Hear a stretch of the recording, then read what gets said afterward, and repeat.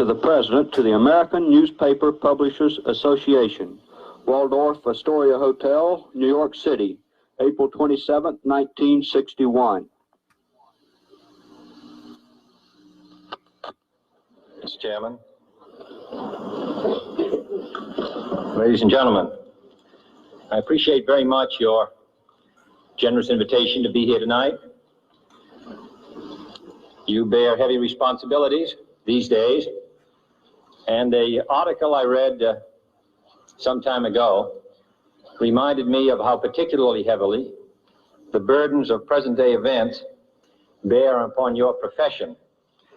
You may remember that in 1851, the New York Herald Tribune, under the sponsorship and publishing of Horace Greeley, employed as its London correspondent an obscure journalist by the name of Karl Marx.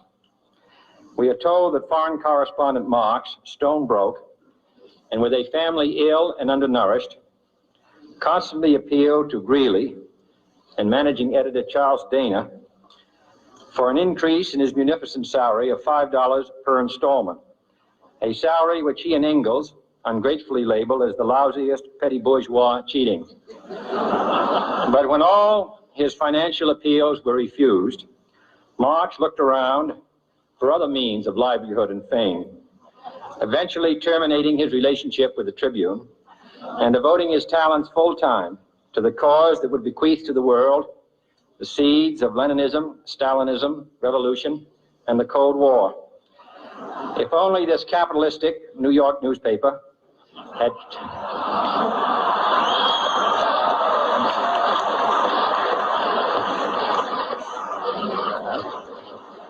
treated him more kindly, if only Marx had remained a foreign correspondent, history might have been different. And I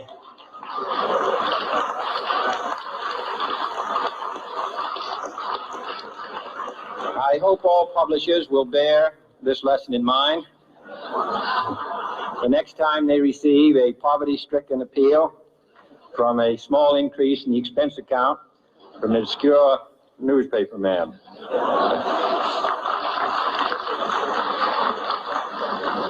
I have selected as the title of my remarks tonight, "The President and the Press."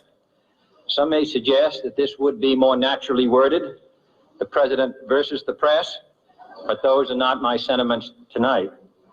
It is true, however, that when a well-known diplomat from another country demanded recently that our State Department repudiate certain newspaper attacks on his colleague, it was unnecessary for us to reply that this administration was not responsible for the press, for the press had already made it clear that it was not responsible for this administration.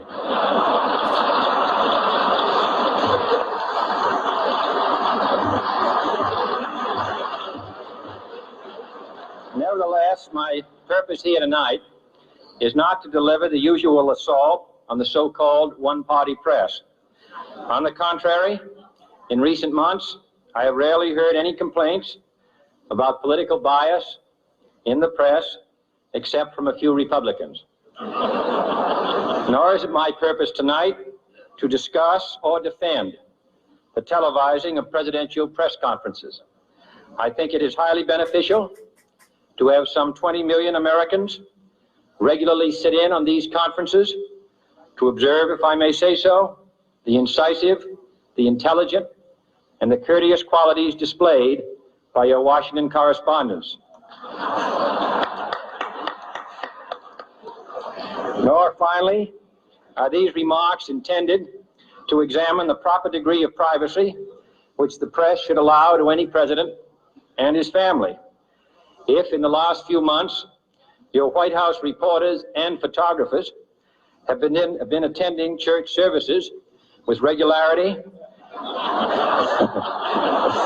that has surely done them no harm.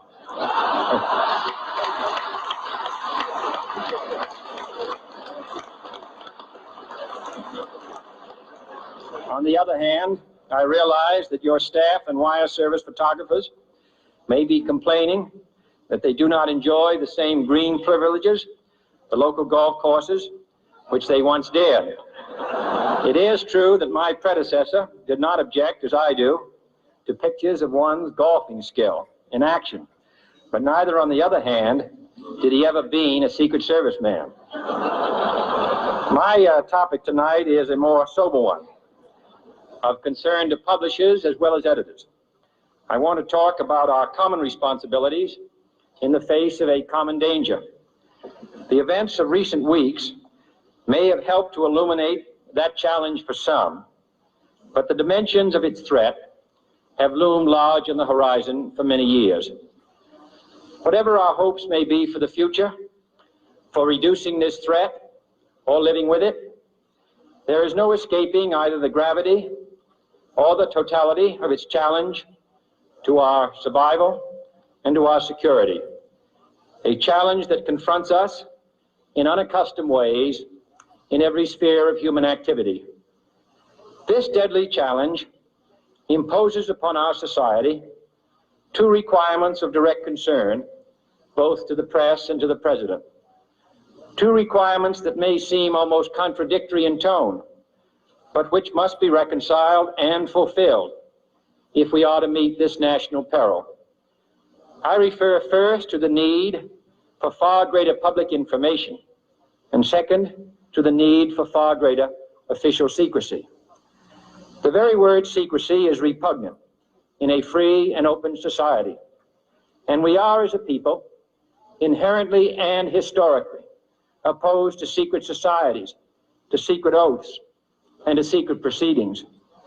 We decided long ago that the dangers of excessive and unwarranted concealment of pertinent facts far outweighed the dangers which are cited to justify it. Even today, there is little value in opposing the threat of a closed society by imitating its arbitrary restrictions. Even today, there is little value in ensuring the survival of our nation if our traditions do not survive with it. And there is very grave danger that an announced need for increased security will be seized upon by those anxious to expand its meaning to the very limits of official censorship and concealment. That I do not intend to permit to the extent that it's in my control. And no official of my administration, whether his rank is high or low, civilian or military, should interpret my words here tonight as an excuse to censor the news, to stifle dissent, to cover up our mistakes, or to withhold from the press and the public the facts they deserve to know. But I do ask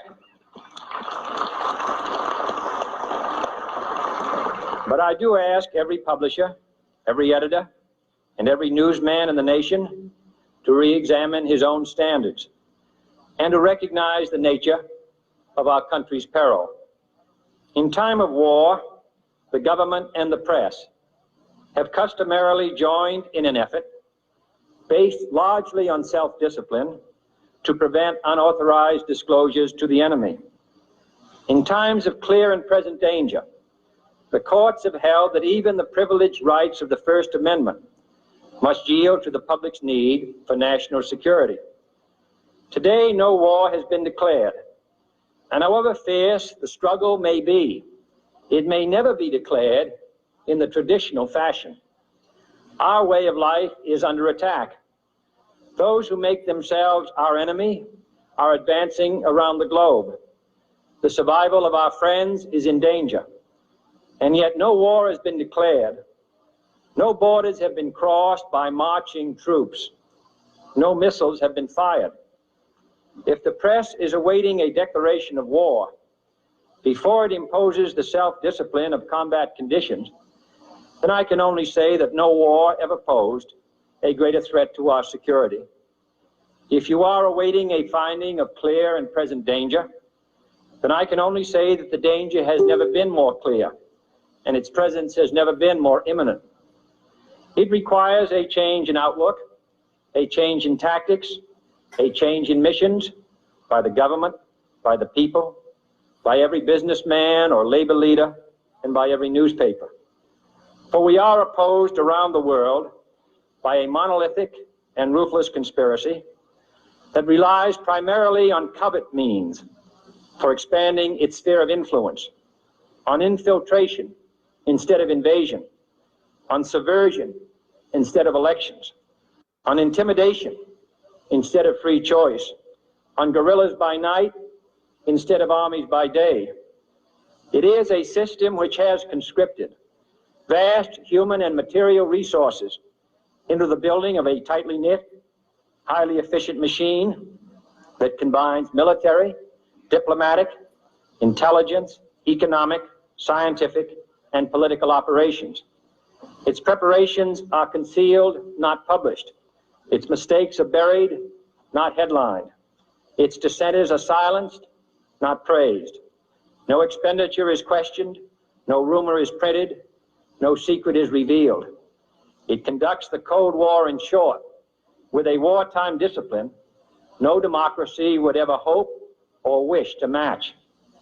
Nevertheless, every democracy recognizes the necessary restraints of national security. And the question remains whether those restraints need to be more strictly observed if we are to oppose this kind of attack as well as outright invasion. For the facts of the matter are that this nation's foes have openly boasted of acquiring through our newspapers information they would otherwise hire agents to acquire through theft, bribery, or espionage. That details of this nation's covert preparations to counter the enemy's covert operations have been available to every newspaper reader, friend and foe alike.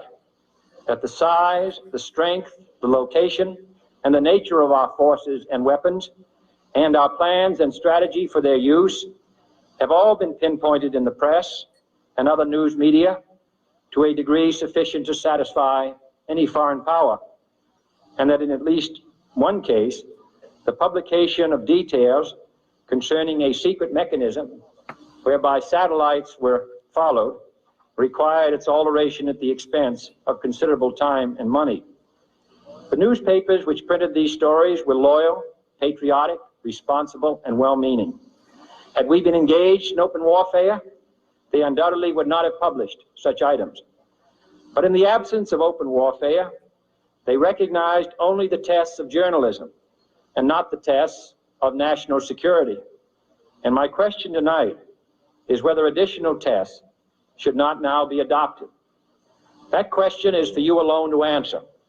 No public official should answer it for you. No governmental plan should impose its restraints against your will. But I would be failing in my duty to the nation in considering all of the responsibilities that we now bear and all of the means at hand to meet those responsibilities if I did not commend this problem to your attention and urge its thoughtful consideration. On many earlier occasions I have said, and your newspapers have constantly said, that these are times that appeal to every citizen's sense of sacrifice and self-discipline. They call out to every citizen to weigh his rights and comforts against his obligations to the common good. I cannot now believe that those citizens who serve in the newspaper business consider themselves exempt from that appeal. I have no intention of establishing a new Office of War Information to govern the flow of news. I am not suggesting any new forms of censorship or new types of security classifications. I have no easy answer to the dilemma that I have posed and would not seek to impose it if I had one. But I am asking the members of the newspaper profession and the industry in this country to re-examine their own responsibilities, to consider the degree and the nature of the present danger, and to heed the duty of self-restraint, which that danger imposes upon us all. Every newspaper now asks itself, with respect to every story, is it news? All I suggest is that you add the question, is it in the interest of national security? And I hope that every group in America, unions and businessmen and public officials at every level, will ask the same question of their endeavors and subject their actions to this same exacting test. And should the press of America consider and recommend the voluntary assumption of specific new steps or machinery, I can assure you that we will cooperate wholeheartedly with those recommendations. Perhaps there will be no recommendations. Perhaps there is no answer to the dilemma faced by a free and open society in a cold and secret war. In times of peace, any discussion of this subject and any action that results are both painful and without precedent. But this is a time of peace and peril, which knows no precedent in history. It is the unprecedented nature of this challenge that also gives rise to your second obligation, an obligation which I share. And that is our obligation to inform and alert the American people, to make certain that they possess all the facts that they need and understand them as well, the perils, the prospects, the purposes of our program, and the choices that we face. No president should fear public scrutiny of his program, for from that scrutiny comes understanding, and from that understanding comes support or opposition, and both are necessary. I am not asking your newspapers to support an administration, but I am asking your help in the tremendous task of informing and alerting the American people. For I have complete confidence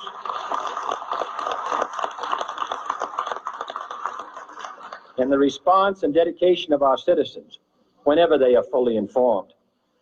I not only could not stifle controversy among your readers, I welcome it. This administration intends to be candid about its errors. For as a wise man once said, an error doesn't become a mistake until you refuse to correct it. We intend to accept full responsibility for our errors, and we expect you to point them out when we miss them. Without debate, without criticism, no administration and no country can succeed, and no republic can survive. That is why the Athenian lawmaker Solon decreed it a crime for any citizen to shrink from controversy. And that is why our press was protected by the First Amendment, the only business in America specifically protected by the Constitution, not primarily to amuse and entertain, not to emphasize the trivial and the sentimental, not to simply give the public what it wants, but to inform, to arouse, to reflect, to state our dangers and our opportunities, to indicate our crises and our choices, to lead, mold, educate, and sometimes even anger public opinion. This means greater coverage and analysis of international news, for it is no longer far away and foreign, but close at hand and local. It means greater attention to improved understanding of the news, as well as improved transmission. And it means, finally, that government at all levels must meet its obligation to provide you with the fullest possible information outside the narrowest limits of national security, and we intend to do it. It was early in the 17th century that Francis Bacon remarked on three recent inventions already transforming the world: the compass, gunpowder, and the printing press. Now the links between the nations, first forged by the compass, have made us all citizens of the world, the hopes and threats of one becoming the hopes and threats of us all. In that one world's effort to live together, the evolution of gunpowder to its ultimate limit has warned mankind of the terrible consequences of failure.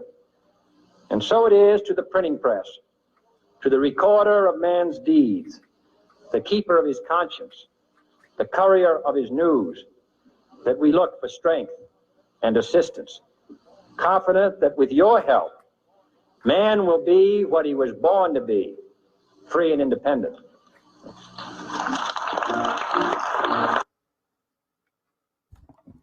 Now that speech is 50 years old, right? Where are we at today? Everything talked about in that speech is what is destroying this country. The mafia got broken up with the RICO Act and with several other, things that were put into effect, but they didn't really get broken up. Instead, they've infiltrated these other secret societies and fraternities that hold the power over everybody, you know. And they have corrupted, polluted, and poisoned our justice system, our Senate, our Congress, and our lawmakers. And if you can't see that, then you deserve to be losing your freedom just as fast as we're losing it. It's time in this country that we stand up and take back our freedoms, our rights, our respect as human beings, and that we stand united against this tyranny and military-industrial complex that encompasses even the private sector of these security companies that are contracted with our government. All I'm asking today, man, is that y'all think, reflect, and open your eyes. Thank all y'all for stopping by this live stream. And again, I hope you have a wonderful and awesome day.